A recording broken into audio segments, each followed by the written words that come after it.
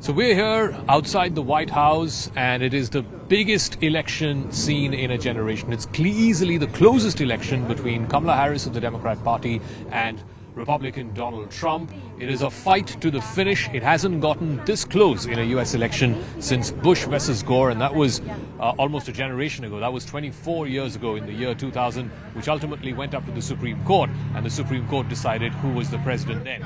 This time, too, there seems to be a lot of concern because the Trump campaign feels like the momentum is with them. The polls seem to be showing that the gap is narrowing, both in the popular vote and certainly in the battleground states, and that is the important thing, because ultimately if you have to win the presidency, you have to win the battleground states. The 7 battleground states, the 3 Great Lakes, Pennsylvania, Michigan, Wisconsin, and then of course the Sun Belt states of Georgia, Arizona, Nevada, and North Carolina. Trump seems to be doing well in the Sun Belt states. Most of the polls seem to be putting him ahead by a point or two.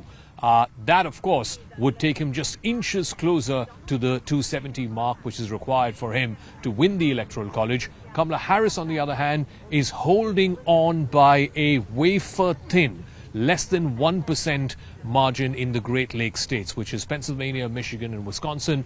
For Kamala Harris, there is no other path to victory other than to win these 3 Great Lakes states, and she has to win Pennsylvania.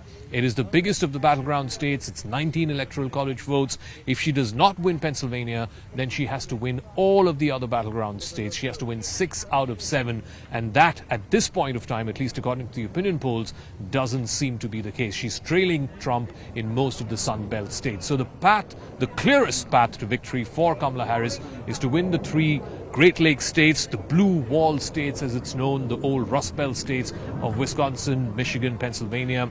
Between them, they have 40-odd Electoral College votes, and that would just pip her past 270 Electoral College votes, which is what you need to win the White House and to become the next president of the United States. This is, like I said, the most closely fought election in the last generation here in the United States.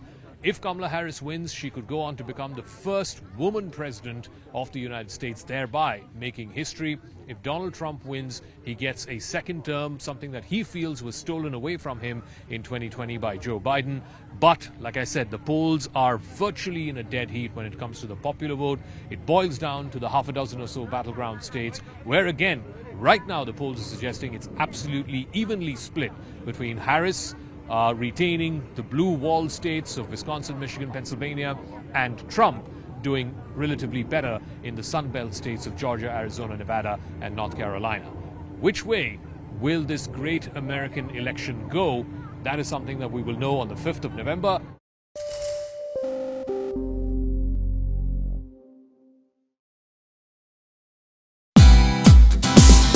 Hey, thank you for watching this on CNBC TV18. Hope you liked it.